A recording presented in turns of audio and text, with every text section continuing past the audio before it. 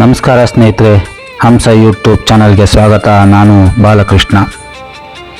ನಾವು ಇವತ್ತು ಮಂಗಳೂರು ಉಡುಪಿ ಹೈವೇಯಲ್ಲಿ ಇರುವಂಥ ಉಚ್ಚಿಲದಲ್ಲಿದ್ದೇವೆ. ಉಚ್ಚಿಲದಲ್ಲಿ ನೋಡ್ತಾ ಇದ್ದೀರಾ, ಮಹಾಲಿಂಗೇಶ್ವರ ಮಹಾಗಣಪತಿ ದೇವಸ್ಥಾನದ ದ್ವಾರ ಇದು ಬಹಳ ಹಳೆಯ ದೇವಸ್ಥಾನ. ಸಾಧಾರಣ 9ನೇ ಶತಮಾನದಲ್ಲಿ ನಿರ್ಮಾಣ ಆಗಿರುವಂಥ ದೇವಸ್ಥಾನ ಅಂತ ತಿಳಿದು ಬಂತು. ಹಾಗಾಗಿ ಇವತ್ತು ನಾವು ಇದನ್ನು ವಿಡಿಯೋ ಮಾಡೋಣ ಅಂತ ಇಲ್ಲಿ ಬಂದಿದ್ದೀನಿ. ನೋಡಿ, ಇದು ದೇವಸ್ಥಾನದ ದ್ವಾರ. ದೂರದಲ್ಲಿ ನಿಮಗೆ ಕಾಣ್ತಾ ಉಂಟು ಸಣ್ಣದಾಗಿ ದೇವಸ್ಥಾನ. ಈ ದ್ವಾರದಿಂದ ಸಾಧಾರಣ 1/4 ಕಿಲೋಮೀಟರು ದೂರದಲ್ಲುಂಟು. ಸುತ್ತಮುತ್ತ ಭಾಳಷ್ಟು ಅಂಗಡಿಗಳು ಕಾಣ್ತಾ ಉಂಟು. ನಿಮಗೆ ಉಳ್ಕೊಳ್ಳಿಕ್ಕೆ ಬೇಕಾದರೆ ನಿಮಗೆ ಈ ದ್ವಾರದ ಬದಿಯಲ್ಲೇ ಒಂದು ಲಾಡ್ಜ್ ಕೂಡ ಉಂಟು, ವಸತಿ ಗೃಹ. ಅಲ್ಲಿ ಬಂದು ಉಳ್ಕೊಳ್ಬೋದು ಸ್ನೇಹಿತರೆ. ನೋಡಿ, ದೇವಸ್ಥಾನಕ್ಕೆ ಹೋಗುವಂಥ ದಾರಿ ಬಹಳ ಅಗಲವಾದ ದಾರಿ. ಇಲ್ಲಿಂದ ಆ ದೇವಸ್ಥಾನದವರೆಗೂ ದೇವಸ್ಥಾನದೇ ಜಾಗ ಅಂತ ಹೇಳಿದರು. ನಾವೀಗ ರೋಡ್ನಲ್ಲಿ ಹೋಗ್ತಾ ಇದ್ದೇವೆ. ನೋಡಿ, ಈ ರೋಡಿನ ಸುತ್ತಮುತ್ತ ದಟ್ಟವಾದ ಗಿಡ ಮರಗಳೇ ಬೆಳ್ಕೊಂಡಿದೆ. ಆಚೆ ಈಚೆ ಯಾವುದೇ ಮನೆಗಳು ಇದ್ದ ಹಾಗೆ ಕಾಣ್ತಾ ಇಲ್ಲ. ನಾನು ಕೂಡ ಇಲ್ಲಿಗೆ ಮೊದಲನೇ ಸಾರಿ ಭೇಟಿ ಕೊಡ್ತಾ ಇದ್ದೇನೆ. ನೋಡಿ, ಇಲ್ಲಿ ಒಂದು ಮಂದಿರ ಕಾಣ್ತಾ ಉಂಟು. ಇದು ಬಹುಶಃ ಒಂದು ಆಲಡೆ ಇದ್ದಾಗೆ ಕಾಣ್ತಾ ಉಂಟು. ನೋಡಿ, ಅಲ್ಲಿ ಒಂದು ನವಿಲು ಕೂಡ ಹಾರಿ ಬಂತು ಆ ಮಂದಿರದ ಮುಂದೆ. ಮಂದಿರ ನೋಡಿದರೆ ಇತ್ತೀಚೆಗೆ ಕಟ್ಟಿದಾಗೆ ಕಾಣ್ತಾ ಉಂಟು. ಆದರೆ ಯಾವುದೇ ರೀತಿಯಾದ ಮೇಲ್ವಿಚಾರಣೆ ಇಲ್ಲದೆ ಸೊರಗಿ ಹೋಗಿದಾಗೆ ಕಾಣ್ತಾ ಉಂಟು. ಆ ಕಂಡಿಯ ಗ್ಲಾಸ್ಗಳೆಲ್ಲ ಒಡೆದೋಗಿದೆ. ಪರಿವಾರ ದೈವಗಳ ಆಲಡೆ ಅಂತ ಇಲ್ಲಿ ಒಂದು ಬೋರ್ಡ್ ಹಾಕಿದ್ದಾರೆ. ಸರ್ಕಾರದ ದತ್ತಿ ಇಲಾಖೆಯವರಿಗೆ ಸೇರಿದ್ದು ಅಂತ ಇದರ ಮೇಲೆ ಬರೆದಿದೆ. ನೋಡಿ, ಸುಣ್ಣ ಬಣ್ಣ ಇಲ್ಲದೆ ಈ ದೇವಸ್ಥಾನ ನಿರ್ವಹಣೆ ಇಲ್ಲದೆ ಕಾಣ್ತಾ ಉಂಟು. ನೋಡಿ, ಇದು ದೇವಸ್ಥಾನ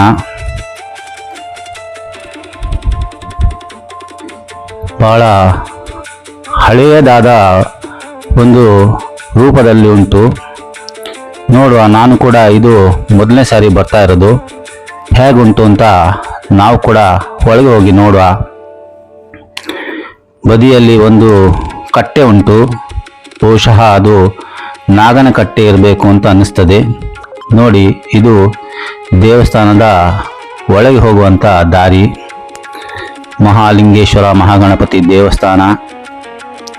ಮೇಲೆ ಒಂದು ಲಿಂಗವನ್ನು ಕೂಡ ಇಟ್ಟಿದ್ದಾರೆ.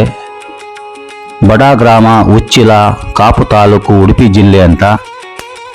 ಹಿಂದೂ ಧಾರ್ಮಿಕ ದತ್ತಿ ಇಲಾಖೆಗೆ ಒಳಪಟ್ಟಿದೆ.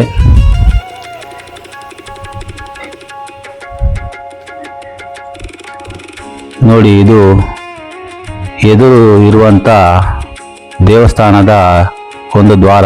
ಬದಿಯಲ್ಲಿ ಡ್ರೆಸ್ ಕೋಡ್ ಕೂಡ ಹಾಕಿದ್ದಾರೆ.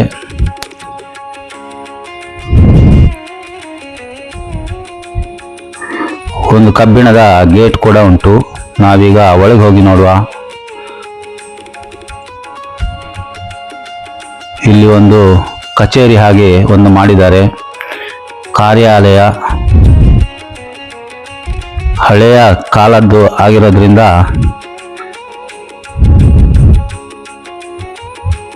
ಕೆಂಪು ನೆಲದ ಹಾಸೆ ಕಾಣ್ತಾ ಉಂಟು. ಹಳೆ ಕಲ್ಲಿನ ಕಂಬಗಳು ಕೂಡ. ಆಚೆ ಈಚೆ ದೊಡ್ಡದಾದ ಜಗುಲಿ. ಒಂದು ಸಭಾಭವನ ಕೂಡ ಇಲ್ಲಿ ಕಾಣ್ತಾ ಉಂಟು.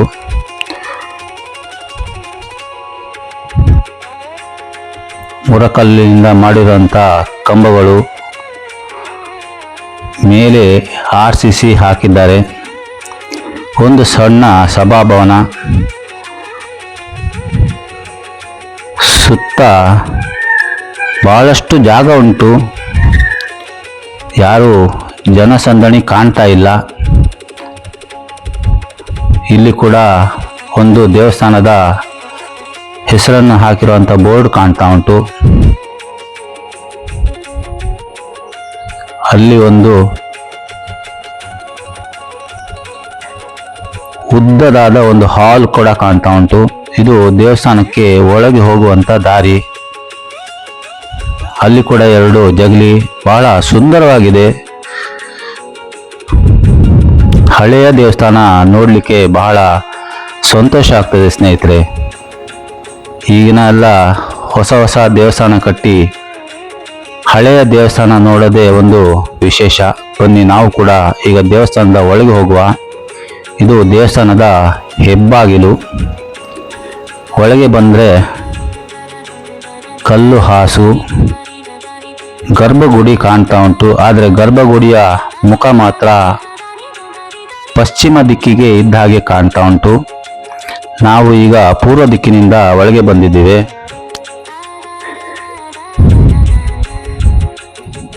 ನೋಡಿ, ಇಲ್ಲಿ ಕೂಡ ಒಂದು ಬಾವಿ ಉಂಟು, ತೀರ್ಥ ಬಾವಿ. ಇಲ್ಲಿ ಕೂಡ 2 ಜಗಲಿ ಉಂಟು, ತಗ್ಗಾದ ಒಂದು ಮುಚ್ಚಿಗೆ. ಇಲ್ಲಿ ಕೂಡ ಸಣ್ಣ ಸಣ್ಣ ದಪ್ಪ ದಪ್ಪದ ಕಲ್ಲಿನ ಕಂಬಗಳು, ಅದರ ಮೇಲೆ ದಪ್ಪ ದಪ್ಪದ ಮರದ ಒಂದು ಮುಚ್ಚಿಗೆಯನ್ನು ಹಾಕಿದ್ದಾರೆ. ಬಹುಶಃ ಎಷ್ಟು ಹಳೆಯ ಕಾಲದ್ದು ಅಂತ ನಿಮಗೆ ಇದನ್ನು ನೋಡಿದರೆ ಗೊತ್ತಾಗ್ಬೋದು ಸ್ನೇಹಿತರೆ. ನೋಡಿ, ಎಷ್ಟು ಹತ್ರದಲ್ಲಿ ಹಾಕಿರುವಂತಹ ದಪ್ಪ ದಪ್ಪದ ಮರದ ಜಂತಿ, ಅದರ ಮೇಲೆ ಮುಚ್ಚಿಗೆ ಮರದ್ದು. ಭಾರಿ ಹಳೆಯ ಕಾಲದ ಮರಗಳು, ಬಹಳ ಗಟ್ಟಿಮುಟ್ಟಾಗಿ ಕಾಣ್ತದೆ. ಹಾಸುಕಲ್ಲು, ದೇವಸ್ಥಾನದ ಗರ್ಭಗುಡಿ, ಅದಕ್ಕೆ ಕೂಡ ಮರದ ದಳಿಯನ್ನು ಹಾಕಿದ್ದಾರೆ. ಇಲ್ಲಿ ದೇವಸ್ಥಾನದ ಪಾಕಶಾಲೆ ಅಂತ ಕಾಣ್ತಾ ಉಂಟು. ಎಲ್ಲ ಪಾತ್ರೆಗಳನ್ನೆಲ್ಲ ತೊಳೆದು ಇಟ್ಟಿದ್ದಾರೆ. ಇಲ್ಲಿ ಕೂಡ ಒಂದು ದೊಡ್ಡ ಜಗಲಿ ಉಂಟು. ಆ ಜಗಲಿಯಲ್ಲಿ ಕೂಡ ಒಂದು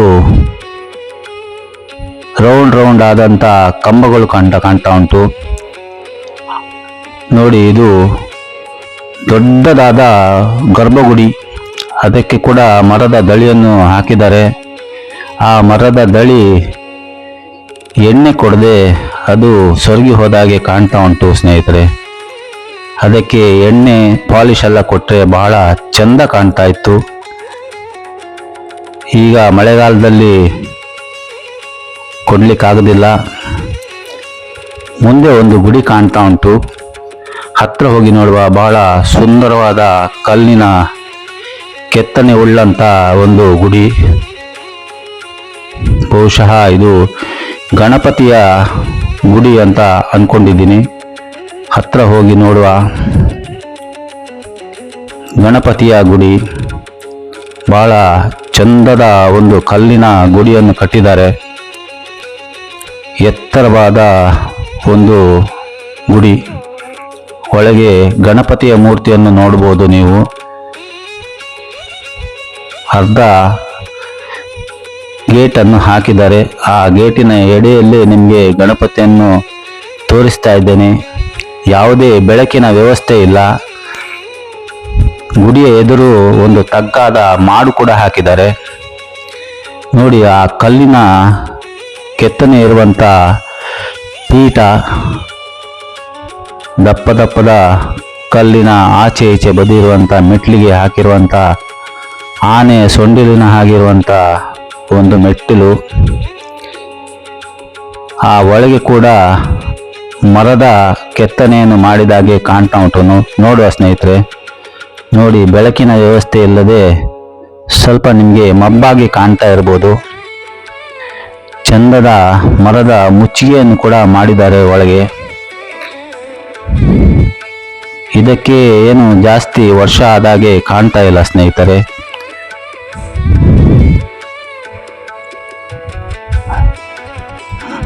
ಕಲ್ಲಿನಿಂದನೇ ಮಾಡಿರುವಂಥ ಗುಡಿ ಬಹಳ ಚಂದವಾಗಿ ಉಂಟು.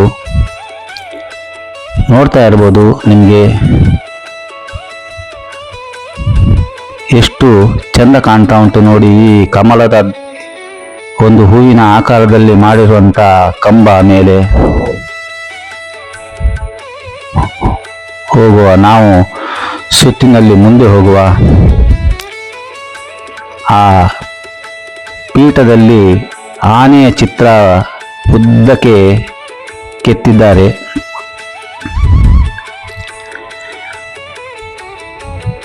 ಗುಡಿಯ ಗೋಡೆಯಲ್ಲಿ ಕೂಡ ಬಹಳಷ್ಟು ಕೆತ್ತನೆಗಳನ್ನು ನೀವು ನೋಡ್ಬೋದು.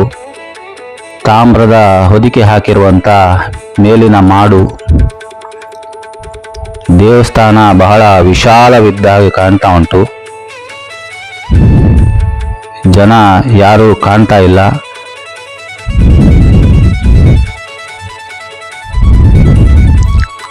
ಬಹಳ ಚಂದದ ಗುಡಿ, ಗಣಪತಿಯ ಗುಡಿ.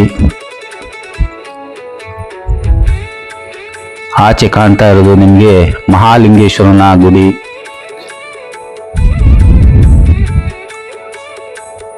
ಗಣಪತಿಯ ಗುಡಿಯ ಗೋಡೆ ಮೇಲೆ ಬಹಳ ಚಂದದ ಕೆತ್ತನೆಯನ್ನು ಮಾಡಿದ್ದಾರೆ. ಚಿಕ್ಕದಾದ ಗುಡಿ.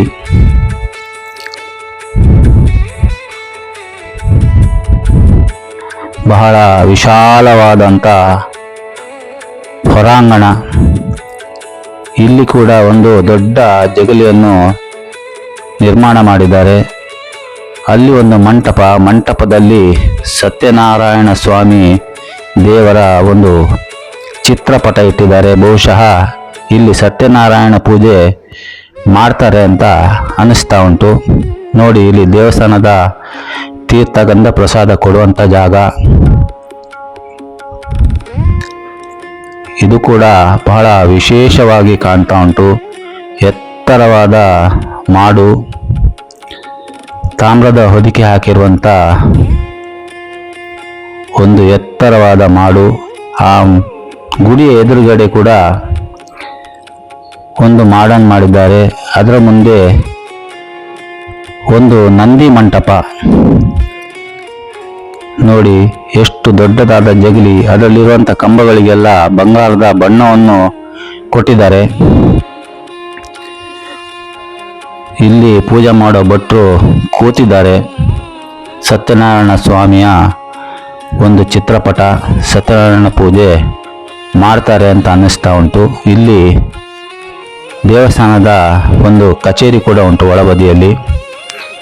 ಹಾಗೆ ದೇವಸ್ಥಾನದ ಎದುರು ಕೂಡ ಬಹಳ ದೊಡ್ಡದಾದ ಒಂದು ವರಾಂಡ ಕಾಣ್ತಾ ಉಂಟು. ಇಲ್ಲಿ ಕೂಡ ಎರಡು ದೊಡ್ಡ ದೊಡ್ಡ ಜಗಲಿ ಉಂಟು. ಈ ದೇವಸ್ಥಾನಕ್ಕೆ ಎರಡು ಹೆಬ್ಬಾಗಿಲು ಇದ್ದಾಗೆ ಕಾಣ್ತಾ ಉಂಟು. ಮುಂದೆಯಿಂದ ನಾವು ಬಂದದ್ದು ಅದು ಪೂರ್ವ ದಿಕ್ಕಿನ ಹೆಬ್ಬಾಗಿಲು.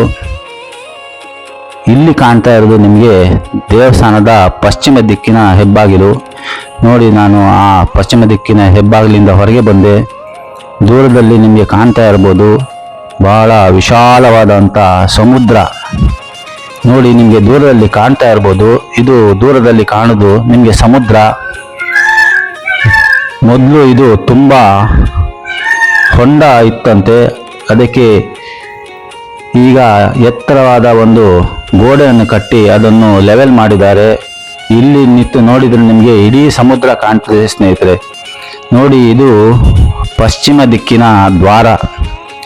ಈಶ್ವರನಿಗೆ ಪಶ್ಚಿಮ ದಿಕ್ಕಿನ ದ್ವಾರ. ಈಶ್ವರ ಪಶ್ಚಿಮಕ್ಕೆ ಮುಖ ಮಾಡಿ ಕೂತಿರುವಂಥ ಭಂಗಿಯಲ್ಲಿ ಇರುವಂಥದ್ದು.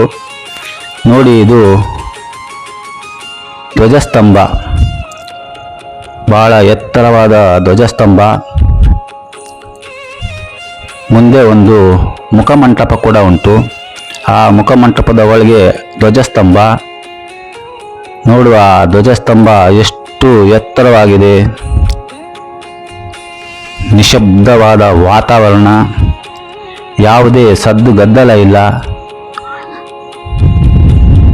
ಮಹಾಲಿಂಗೇಶ್ವರ ಮಹಾಗಣಪತಿ ದೇವರು.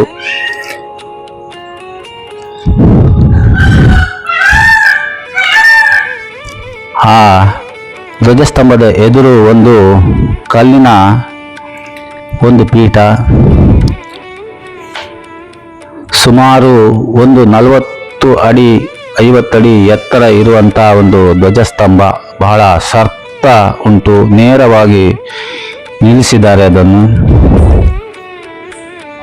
ಜಾತ್ರೆ ಸಮಯದಲ್ಲಿ ಅದಕ್ಕೆ ಕುಡಿಯನ್ನು ಏರಿಸ್ತಾರೆ. ಒಂದು ಕಲ್ಲಿನ ದ್ವಾರ. ಒಳಗೆ ಹೋಗುವ ದೇವಸ್ಥಾನಕ್ಕೆ 2 ದ್ವಾರಗಳು, ಒಂದು ಪಶ್ಚಿಮದಲ್ಲಿ ಒಂದು ಪೂರ್ವದಲ್ಲಿ. ಪೂರ್ವದಲ್ಲಿರೋದು ಗಣಪತಿಗೆ ದ್ವಾರ, ಪಶ್ಚಿಮದಲ್ಲಿರೋದು ಈಶ್ವರನಿಗೆ ದ್ವಾರ. ನೋಡಿ, ಆ ನಂದಿಯ ಮುಂದೆ ಕೂತಿರುವಂಥ ಈಶ್ವರ. ನೋಡಿ, ಆಚೆ ಈಚೆ ದೊಡ್ಡ ದೊಡ್ಡದಾದ ಜಗಲಿ ಎದುರು ಬದಿಯಲ್ಲಿ ಹೇಗುಂಟು ಹಾಗೆ ಹಿಂದೆ ಬದಿ ಕೂಡ ಉಂಟು. ಇಲ್ಲಿ ಕೂಡ ಅದೇ ಥರ ದೊಡ್ಡ ದೊಡ್ಡ ಮರದ ಜಯಂತಿಯನ್ನು ಹಾಕಿ ಮುಚ್ಚಿಗೆಯನ್ನು ಕೂಡ ಹಾಕಿದ್ದಾರೆ. ಎಷ್ಟು ಗಟ್ಟಿಮುಟ್ಟಾದ ಒಂದು ಮುಚ್ಚಿಗೆ, ಹೀಗೆ ಎಲ್ಲಿಯೂ ಈ ಥರ ಕಾಣಲಿಕ್ಕೆ ಸಿಗೋದಿಲ್ಲ. 9ನೇ ಶತಮಾನದ ಆದಿಯಲ್ಲಿ ಇದು ನಿರ್ಮಾಣ ಆಗಿದೆ ಅಂತ ಇತಿಹಾಸ ಹೇಳ್ತಾ ಉಂಟು. ಇದರ ದೇವಸ್ಥಾನದ ಇತಿಹಾಸವನ್ನು ನನ್ನ ಡಿಸ್ಕ್ರಿಪ್ಷನ್ ಬಾಕ್ಸ್ನಲ್ಲಿ ಹಾಕಿರ್ತೀನಿ ಸ್ನೇಹಿತರೆ. ಆಸಕ್ತಿ ಇರೋರು ಅದನ್ನು ಓದ್ಬೋದು. ಓದಿ ಸ್ನೇಹಿತರೆ, ಮತ್ತಷ್ಟು ವಿಷಯ ತಿಳ್ಕೊಳ್ಳಿಕ್ಕೆ ಸಾಧ್ಯ ಆಗ್ತದೆ. ನಾವೀಗ ನಂದಿ ಮಂಟಪದ ಹತ್ರ ಬಂದಿದ್ದೇವೆ. ನೋಡಿ, ಇಲ್ಲಿರುವ ನಂದಿ ಬಹಳ ವಿಶೇಷವಾದ ನಂದಿ. ಯಾವುದೇ ಆಭರಣ ಇಲ್ಲ. ಕುತ್ತಿಗೆಯಲ್ಲಿ ಒಂದು ಗೆಜ್ಜೆಯ ಸರ ಮಾತ್ರ ಕಾಣ್ತದೆ. ನೋಡಿ, ಇದು ಸಾಕ್ಷಾತ್ ನಂದಿಯೇ ಬಂದು ಇಲ್ಲಿ ಮಲಗಿದ ಹಾಗೆ ಕಾಣ್ತಾ ಉಂಟು. ಆ ಮೈಯಲ್ಲಿ ಇರುವಂತ ಚರ್ಮ ಹಾಗೆ ಕಾಣ್ತಾ ಇದೆ. ನೋಡಿ, ಆ ನಂದಿಯ ಕೊಂಬಿನ ಮಧ್ಯದಲ್ಲಿ ನಮಗೆ ಈಶ್ವರನನ್ನು ನೋಡಬಹುದು. ಸುಮಾರು 5 ಅಡಿ ಎತ್ತರ ಇರುವಂತ ನಿಂತ ಭಂಗಿಯಲ್ಲಿರುವಂತ ಈಶ್ವರ. ಆ ನಂದಿಯ ಕಿವಿ, ನಂದಿಯ ಕೊಂಬು ಸಾಕ್ಷಾತ್ ಕೈಲಾಸದಿಂದ ಬಂದು ಇಲ್ಲಿ ಮಲಗಿದ್ದ ಹಾಗೆ ಕಾಣ್ತದೆ. ಅಷ್ಟು ನುಣುಪಾದ ಆ ಮೈಯ ಚರ್ಮ ನೋಡಿ ಎಷ್ಟು ಚಂದ ಕಾಣ್ತಾ ಉಂಟು. ಆ ನಂದಿ ಮಂಟಪಕ್ಕೆ ಕೂಡ ಒಂದು ಮರದ ದಳಿಯನ್ನು ಹಾಕಿದ್ದಾರೆ. ಆ ಮರಗಳಿಗೆ ಯಾವುದೇ ರೀತಿಯಾದ ಒಂದು ಪಾಲಿಶ್ ಅನ್ನು ಕೊಡಲಿಲ್ಲ. ಪಾಲಿಶ್ ಅನ್ನು ಕೊಟ್ಟರೆ ಬಹಳ ಚಂದ ಕಾಣ್ತದೆ.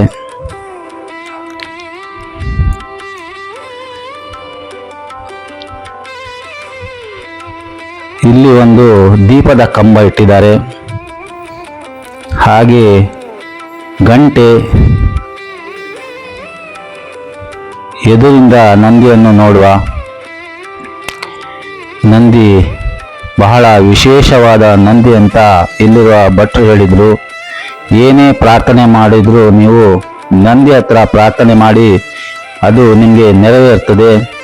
ನೋಡಿ, ಎಷ್ಟು ಚಂದದ ನಂದಿ, ಸಾಕ್ಷಾತ್ ನಂದೀಶ್ವರ. ಅವನನ್ನು ನೋಡ್ತಾ ಇದ್ರೆ ನಮ್ಮನ್ನೇ ನೋಡಿದಾಗೆ ಕಾಣ್ತಾ ಉಂಟು. ಯಾವಾಗಲೂ ಈಶ್ವರನನ್ನು 24 ಗಂಟೆ ಕೂಡ ಎಚ್ಚರಿಕೆಯಿಂದ ನೋಡ್ತಾ ಇರ್ತಾನೆ. ಹಾಗಾಗಿ ನಂದಿ ಹತ್ರ ಹೇಳಿದರೆ ಈಶ್ವರನ ಹತ್ರ ಮುಟ್ಟಿಸ್ತಾನೆ ಅನ್ನೋ ನಂಬಿಕೆ. ಹಾಗಾಗಿ ನಾವೀಗ ಈಶ್ವರನನ್ನು ನೋಡುವ. ಬಹಳ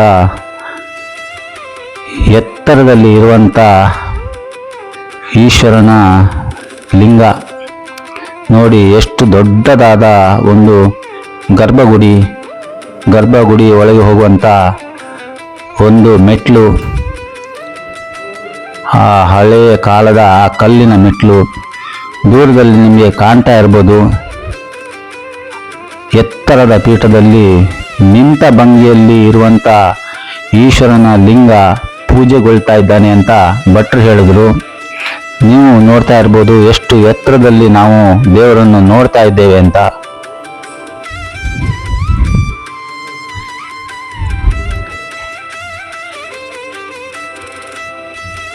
ಒಂಬತ್ತನೇ ಶತಮಾನದಲ್ಲಿ ಈ ದೇವಸ್ಥಾನ ನಿರ್ಮಾಣ ಆಗಿತ್ತು ಅಂತ ಇತಿಹಾಸ ಹೇಳ್ತಾ ಉಂಟು ಸ್ನೇಹಿತರೆ. ಈಗ ಇದು ದತ್ತಿ ಇಲಾಖೆಯವರ ಕೈಯಲ್ಲಿ ಇರೋದ್ರಿಂದ ಅವರು ಇದನ್ನು ನಡೆಸ್ತಾ ಇದ್ದಾರೆ. ನಾವು ಸುತ್ತಿಗೆ ಹೋಗುವ. ಇಲ್ಲಿ ಒಂದು ತುಳಸಿ ಕಟ್ಟೆ ಉಂಟು. ಕಲ್ಲಿನಿಂದನೇ ಮಾಡಿರುವಂಥ ತುಳಸಿ ಕಟ್ಟೆ, ಅಭಿಷೇಕಕ್ಕೆ ಬೊಂಡಗಳು, ಬಹಳಷ್ಟು ದೊಡ್ಡ ವಿಶಾಲವಾದ ದೇವಸ್ಥಾನ. ಯಾವುದೇ ಶಬ್ದ ಇಲ್ಲ, ಗದ್ದಲ ಇಲ್ಲ, ವಿರಳವಾದ ಜನಸಂಖ್ಯೆ.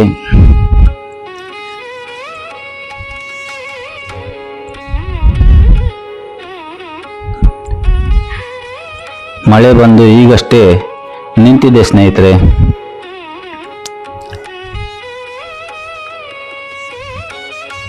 ಹಳೆಯ ದೇವಸ್ಥಾನ ಆದರೂ ಬಹಳ ಗಟ್ಟಿಮುಟ್ಟು ಇದ್ದ ಹಾಗೆ ಕಾಣ್ತಾ ಉಂಟು ಸ್ನೇಹಿತರೆ. ಯಾವುದೇ ರೀತಿಯಾದ ಒಂದು ಹಾನಿ ಆಗಿರಲಿಲ್ಲ. ಅಷ್ಟು ಚಂದದಲ್ಲಿ ಇದನ್ನು ನಿರ್ವಹಣೆ ಮಾಡಿದ್ದಾರೆ.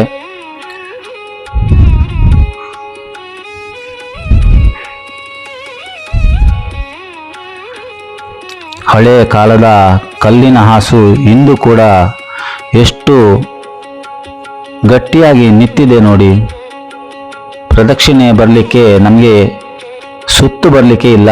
ಇಲ್ಲಿ ಬಂದು ನಾವು ಮತ್ತೆ ವಾಪಸ್ಸು ಹಿಂದೆ ಹೋಗಿ ಮತ್ತೊಂದು ರೌಂಡ್ ಬರಬೇಕು.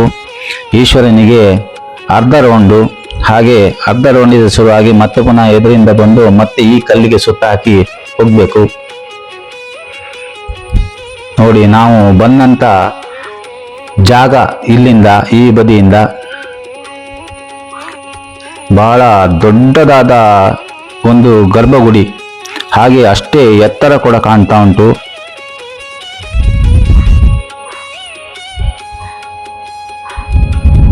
ಸುತ್ತಮುತ್ತ ಇರುವ ದೇವಸ್ಥಾನಗಳೆಲ್ಲ ಬಹಳಷ್ಟು ಜೀರ್ಣೋದ್ಧಾರ ಆಗಿದೆ.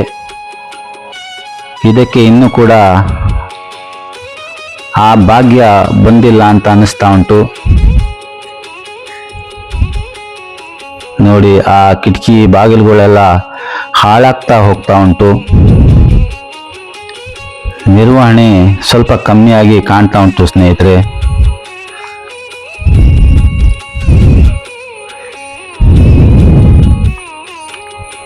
ಮತ್ತೆ ನಾವು ಹಿಂದೆ ಹೋಗುವ. ನೋಡಿ, ಆ ಕಂಬಕ್ಕೆಲ್ಲ ಬಹಳ ಚಂದ ಪೇಂಟ್ ಮಾಡಿದ್ದಾರೆ. ಬಂಗಾರದ ಬಣ್ಣದ ಪೇಂಟ್ ಮಾಡಿದ್ದಾರೆ ಸ್ನೇಹಿತರೆ.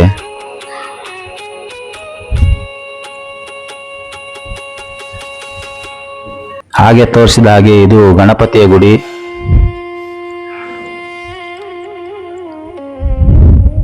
ಅಭಿಷೇಕದ ನೀರು ಬರುವಂತ ಜಾಗ.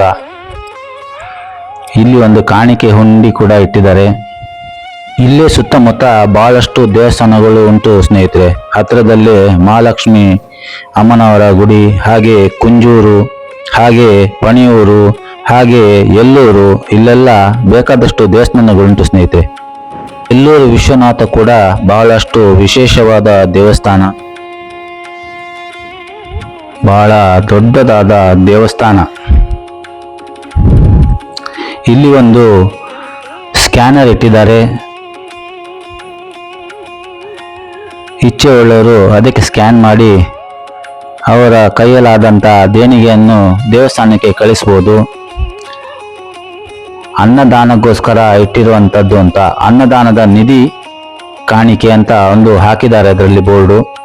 ಈಗ 1 ಗಂಟೆ ಆಗ್ತಾ ಬಂತು. ದೇವಸ್ಥಾನ ಎದುರು ಬದಿ ಒಂದು ಬಾಗಿಲು ಮುಚ್ಚಿದ್ದಾರೆ.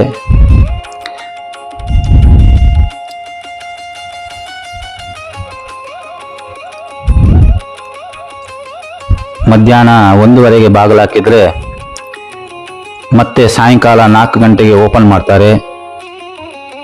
ಸೇವೆ ಕೊಡುವಂತ ಒಂದು ಬೋರ್ಡ್ ಹಾಕಿದ್ದಾರೆ. ಅದರಲ್ಲಿ ಸೇವೆಗೆ ಏನೇನು ಸೇವೆ ಉಂಟು ಅದಕ್ಕೆಲ್ಲ ಬೇಕಾದಂತ ದುಡ್ಡನ್ನು ಕೂಡ ಅದರಲ್ಲಿ ಹಾಕಿದ್ದಾರೆ. ನೋಡಿ ಸ್ನೇಹಿತರೆ, ನಂದಿಯನ್ನು ನೋಡಿ, ಎಷ್ಟು ನುಣುಪಾಗಿ ಕಾಣ್ತಾ ಇರುತ್ತ ನಂದಿ. ಯಾವುದೇ ಆಭರಣ ಇಲ್ಲ.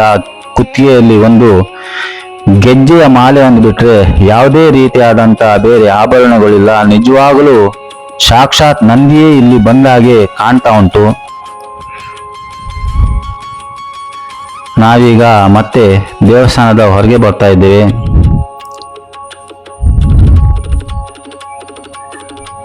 ಇದು ಪೂರ್ವ ದಿಕ್ಕಿನಿಂದ ನಾನು ಒಳಗೆ ಹೋದಂತ ಬಾಗಿಲು. ನೋಡುವ, ಹೊರಗೆ ಹೋಗಿ ನಮಗೇನು ಕಾಣಿಸ್ತದೆ ಅಂತ ನೋಡುವ. ಆ ಬದಿಯಲ್ಲಿ ಒಂದು ಕಟ್ಟೆ ಇತ್ತು. ಆ ಕಟ್ಟೆ ಬಹುಶಃ ನಾಗನ ಕಟ್ಟೆ ಇರಬೇಕು. ನಾವು ಕೂಡ ಆ ನಾಗನ ಕಟ್ಟೆಯನ್ನು ನೋಡುವ.